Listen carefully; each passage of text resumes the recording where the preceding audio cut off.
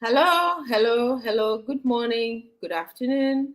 Once again, good evening to you, wherever you find yourself around the globe. We are coming to you live again on TV Alemano to discuss some topics that are very important to us and also to our audiences. Today, we will be looking at courage in leadership in the context of our own grief, and when we are grieving at the same time we have to show up for others.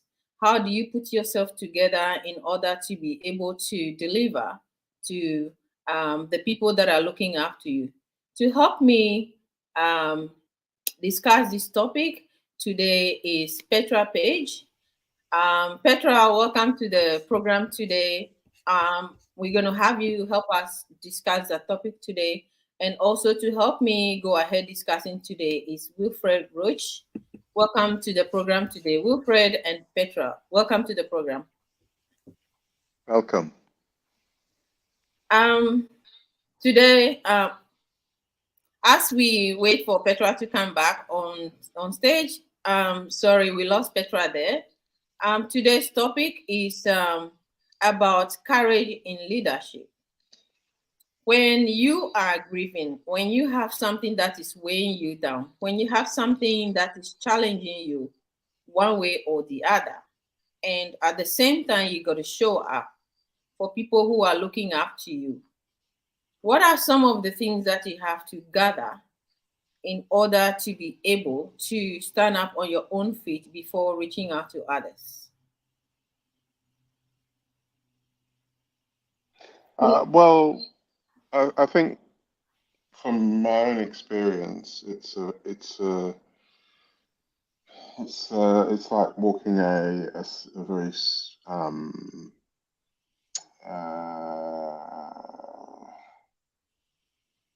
narrow rope. It's a tightrope walk We got Petra because you back. have Welcome back, Petra. yeah. Yes, so sorry. I think somehow I must have lost internet connection, but That's thank you for okay. bringing me back in. We haven't got so far. I was just asking courage in leadership. Underneath that courage is a level of grief that we all have, that we are dealing with.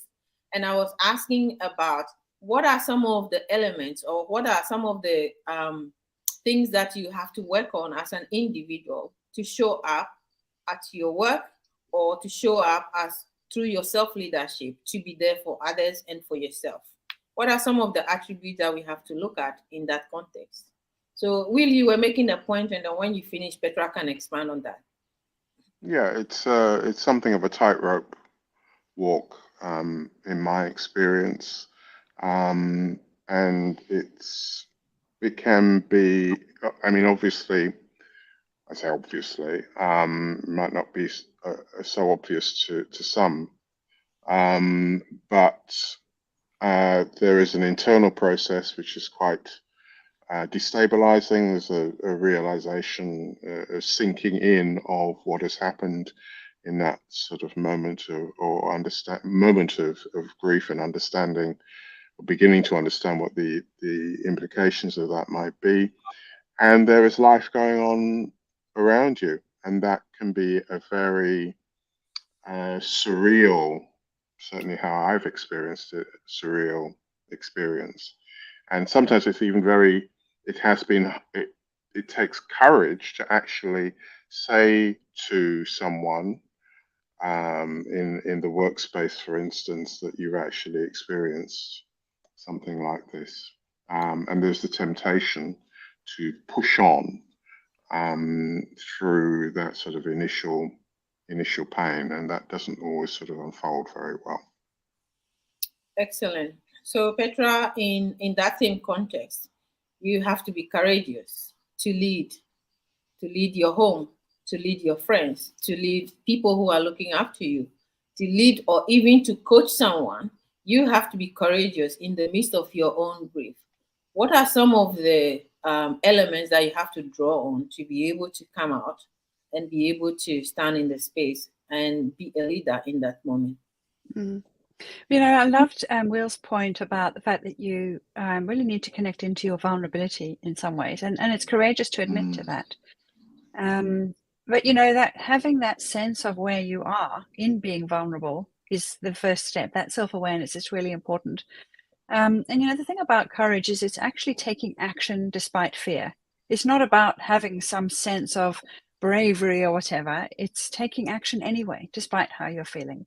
And I think for leaders particularly, it's really engaging with those inequalities that they have of responsibility, care for the welfare of others, and of the bigger picture, that can enable them, you know, to overcome their own sense of disconnection from power and certainty, and those other aspects of leadership that they may well feel are normally there and now in this moment of grief aren't. That's excellent. Yep.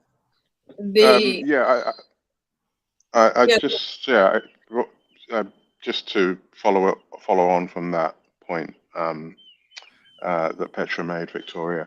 I vividly recall when I got news that I knew and then had to go into work the next day when my mother passed suddenly. That I had a member of the team who was going for a high-profile job within the department that I was working with at the time. I was in London. And I had all sorts of things on my mind about flights and sort of family-related issues, and making sure that my aspects of my job were going to be covered. And I remember meeting her on the stairwell in headquarters at the time, and saying to her, to sort of provide her with some helpful points for the interview.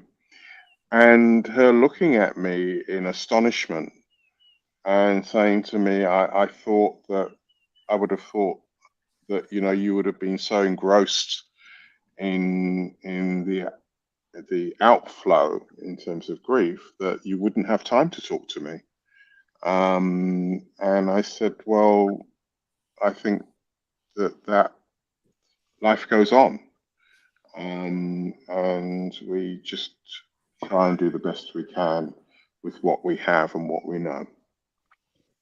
That is wonderful. Petra made a point about vulnerability, which you also touched on, which I think is really powerful in a space of being vulnerable, at the same time showing courage. And someone once says that courage is acting whilst afraid. Yeah. And based on what you both just said, actually, I also experienced the same thing. Like, I spoke to my sister in the morning and I was on my way to work. I went to work and then everybody was looking up to me to deliver the instruction of the day. This is what we're going to do, plan, delegate, and all of that. If you are in a leadership position, you're expected to do some things when you show up at work. And then whilst I was delivering the instruction and, saying this is what we're going to do, this person is going to do this, blah, blah, blah. Right in the middle of that, I got a text message saying to me that this is what has happened to my sister. She was, knocked by a car and then she didn't make it. So at that moment, I could have just do anything. But then at the same time, I just thought, you are in the middle of the people around you doing all of that. How do you take that information and absorb it for a second and then remove yourself? I removed myself from whatever it is that I was doing. And then later on, I went to the back before I was able to gather myself and even be able to even tell anybody what has happened. This is a typical example, like you were saying. If your mom has passed away, there's a level of something that is expected that you're supposed to do. In my case, I was vulnerable at that time. I could have just thrown myself on the ground and do anything. And sometimes also, I think sensitivity is very important. Like when Petra was talking about vulnerability, your vulnerability, as you are dealing with it from a self point of view, you also have to be sensitive to both of yourself and also to the people that are around you. How do you actually comport yourself? How do you manage that information to be able to deliver it in bits and pieces so that the other people can be able to digest it, whether it is at home or at work? or even in the environment that you find yourself? Can I just jump in, Victoria, and just say, gosh, I had no idea that you got that awful news in those circumstances, and I can only imagine how incredibly difficult that was. I think one of the things that happens is that as a leader, there's generosity. It's about having many things on the go at once. And it's not just about you. It's about the fact that you're in a space of others and other things are unfolding and keeping that awareness of it. So, I mean, I guess really what I wanted to contribute here is that part of leadership and showing courage in leadership under terrible, terrible stress is actually holding on to that quality of generosity, where you are there in a bigger picture, and you're able to hold all components of it and then take yourself off in self-compassion when the time is right. Yes. So, Will, in the context of what Petra just said, do you want to add something to what I said and that what Petra also said in terms of being able to absorb and being generous with whatever it is that's in front of you? I think it's about what you, from my perspective, it's about what you bring to the party. I know from my own cultural experience that the passing of loved ones was always on the table. It was never something that was hidden. It was always something from a child. Even though I didn't have the intellectual or emotional understanding at that point, I'm immensely grateful to my parents for immersing me in the process of grief and giving me that or additional ability to access my empathy, either for myself or for others. Because if you're not walking the talk, then you're going to find yourself in a leadership position. You're going to find yourself in some difficulty. So you're talking about bringing emotional resilience, Will. Yeah, and that's if you like, a toolkit, and part of that is vulnerability. So do you cry? It's not a question of questioning whether you're going to cry or not. You cry, and then when you've dried your tears, then that in a way is signaling to whether it's to yourself or to someone else that, look, you're in distress.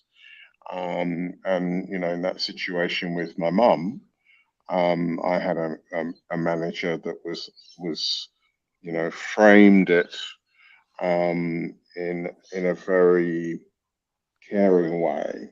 So he was showing me leadership, which was then enabling me to show or to provide leadership to family and friends.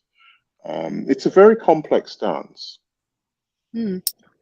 That's a strong one. Yeah. Yes. I was just going to say, and it's not just something that occurs in a workplace. It's leadership of self in life, and having that ability to be present to whatever is there and still hold yourself until the right moment for that vulnerability to come out, or for you to just leave if you need to. But yes, I think it is that leadership of yourself through life. Someone once says that grief is a privilege. In other words, some people have never experienced grief, so they might not even figure out they are in a stage of grief. And also the fact that when we are talking about grief, it's not only someone passing away or losing a loved one. Grief has different forms and different levels of things that we lose that are dear to us.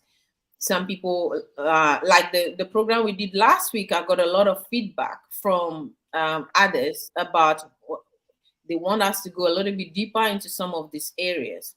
One of the things is that some people are in a grief of a loss of a very good job that they had before that is taken away from them, or they have a partner that they are divorced, or they have an environment that they grew up in all of a sudden you are a refugee in someone else's country, and so on and so forth. The list go on and on and on. When we lose something so valuable, that is so valuable to us, like for me in this case, it's my sister that I look up to. Every morning I speak to my sister.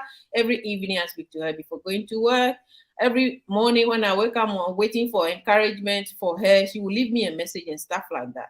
Then all of a sudden that thing is taken away. It's no more there. The emotional resilience that you were talking about earlier, Petra, can you expand a little bit on that?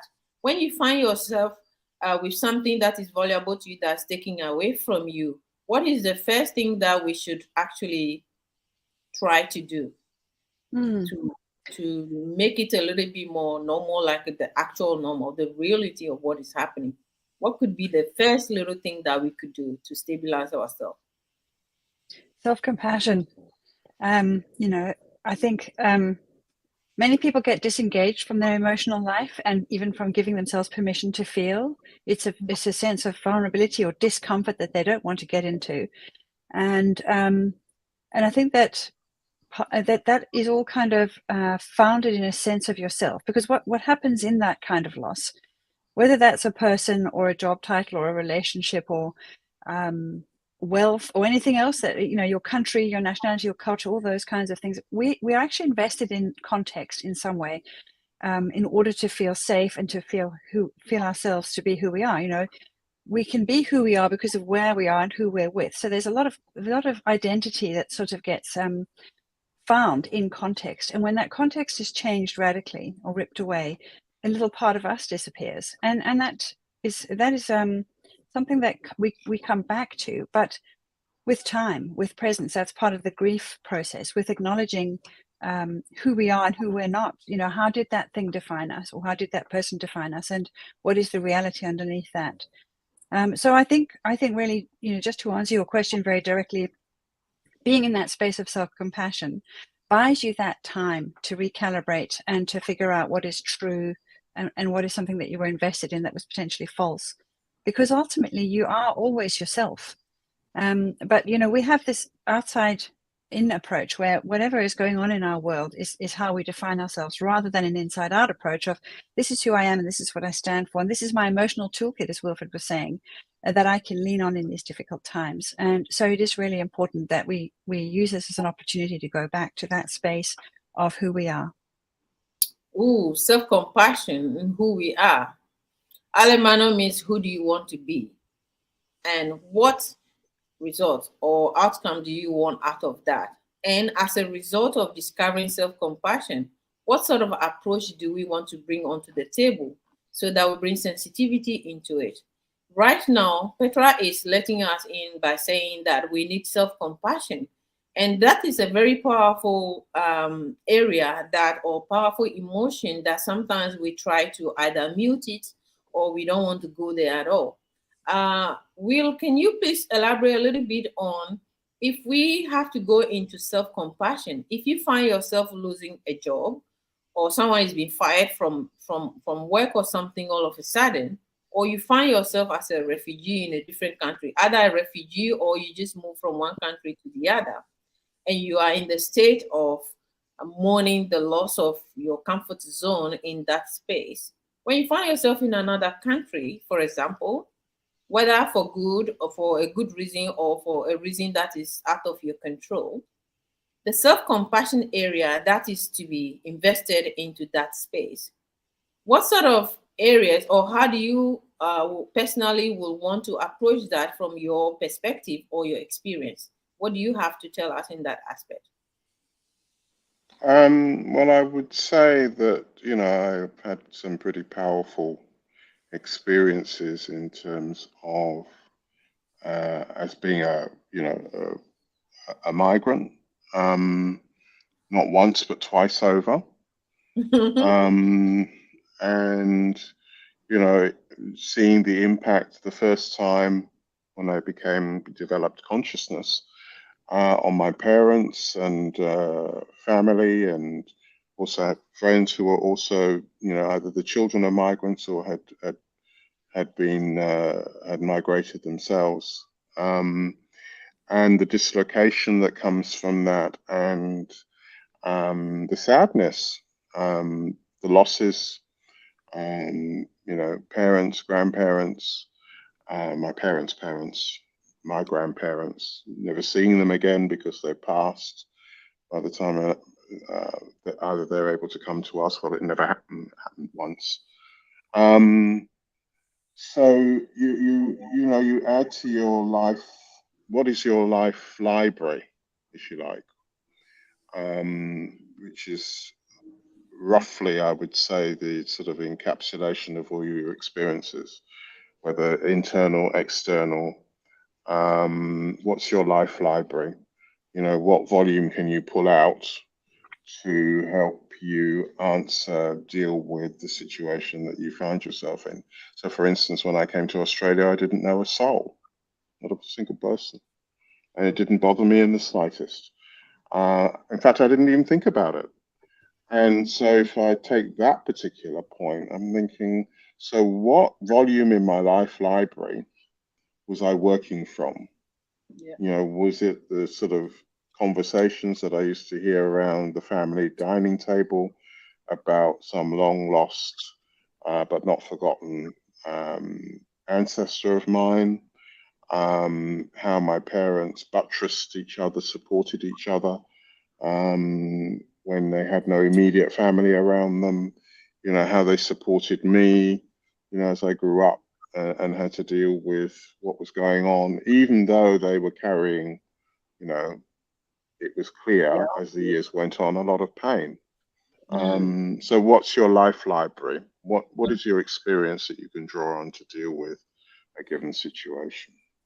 Do you know, Wilfred, I really love the fact that you've touched on this business of being comfortable being alone. I mean, that you got to Australia and there was not a single person you knew, and that was okay. I think for many people, being alone is a really terrifying proposition. In fact, for them, there's a sense of abandonment, and often it's a self-abandonment, and they need to have, whatever it is that comes out of context, other people or a job or a particular sense of identification with culture or whatever, in order to feel like they sort of belong to themselves. And in fact, I think the greatest strength that we can have is to be comfortable being alone, to be clear about who we are and what our resources are, and not to sense that when we are alone, that we're actually abandoned and kind of lost and unsafe in the world. And I think if a leader will very often be feeling alone. They're out there holding a lot of responsibility and the well-being of other people, and to have to sometimes figure out what to do, and there isn't any other resource. It can feel like a very lonely task sometimes. Wow, leadership can be a lonely journey, and it can also be a team effort. If you do your homework well, it can also be lonely. At the same time, if you're doing like self-leadership, between us three here is about we're talking about your own library or your life library that you dig into.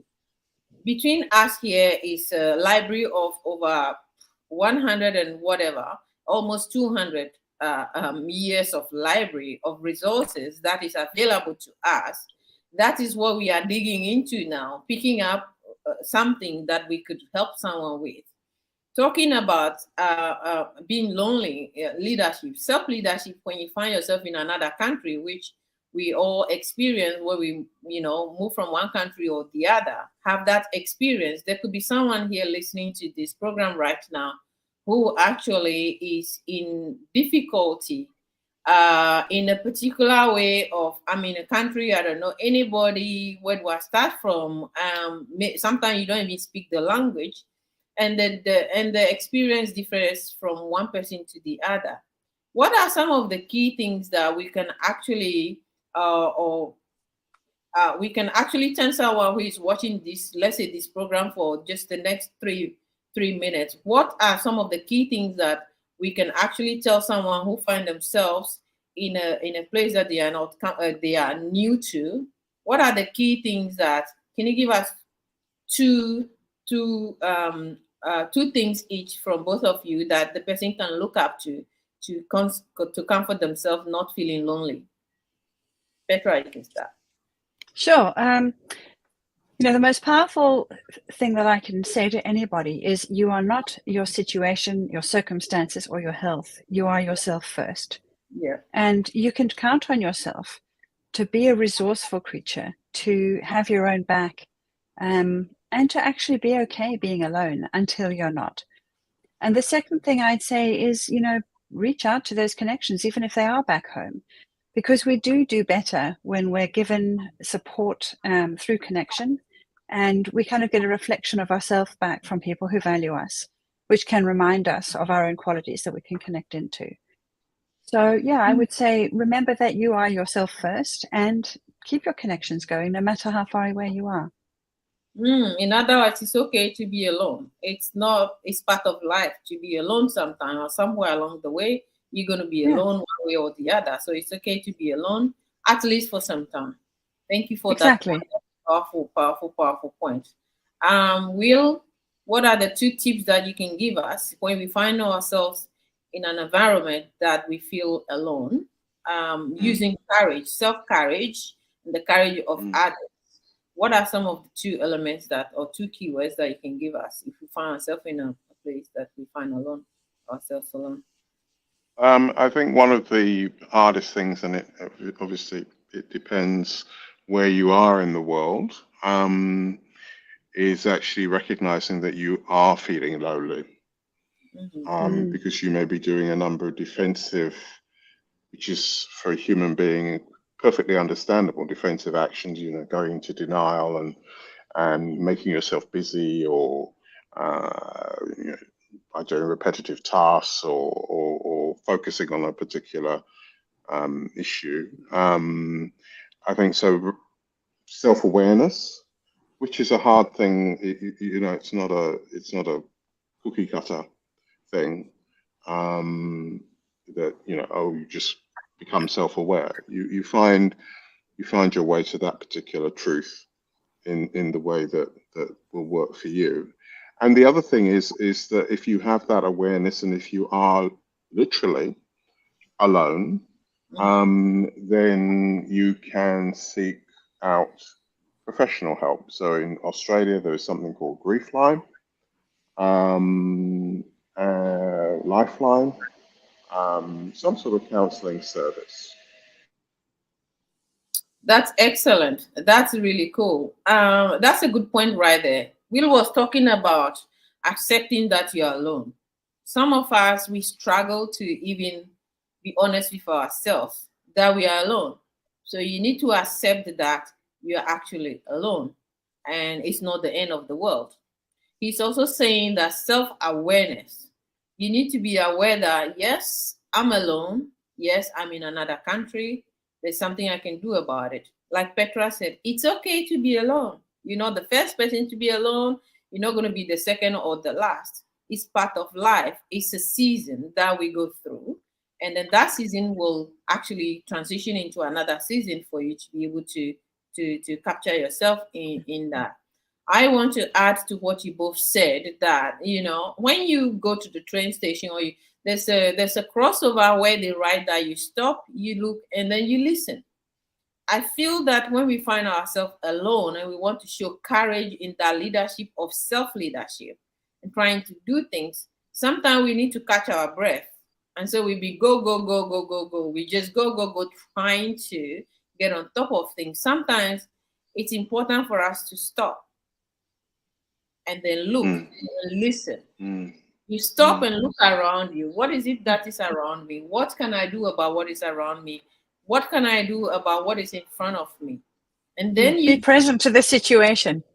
Be present to the situation. You need to be, that is where self-awareness comes in. For example, when you get to the rail crossing and you are not aware that you are in that environment, the train can actually knock you over. That's why they put the sign there.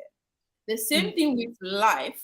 There are certain things that are happening in that environment. You got to look around to see what is happening in the environment and what can you do about it. There are some things you can do something about. There are things you can't do anything about.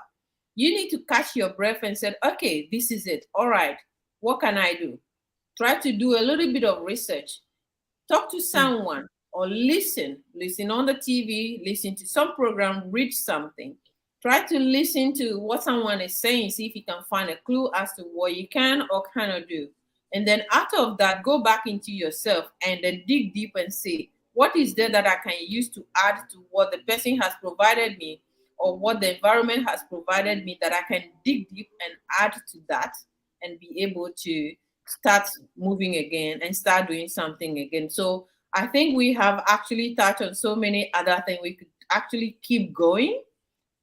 There's so much to talk about, but I would like us to run it up today, saving it on these keywords that we have actually come out on. If you have just joined us, we are on Alemano TV or TV Alemano, whatever way you want to call it. And I'm here with two powerful experts in their field, Wilfred Roach and Petra Paige, who have been helping us to break down some of the challenges that we face and showing courage in the midst of leadership, in the courage in leadership in the midst of our own grief that we are dealing with. And we share a number of stories and experiences that we're going to continue with in the comment. If you haven't commented yet, we would like to hear from you. What are the takeaways that you have got from this program and how much this has helped you, or if there's anything you want us to talk about, we'll be able to, we are willing to actually listen and then look at some of those topics. So before we run up again, I would like Will to tell us about his takeaway from today's program, and then Petra will do the same, and then we'll bring it all to a close today. What is your key takeaway today, Will? My key takeaway, Victoria, is acceptance. I think it's one of the hardest things to work yourself into, is to accept the loss. And if you can begin to conquer that,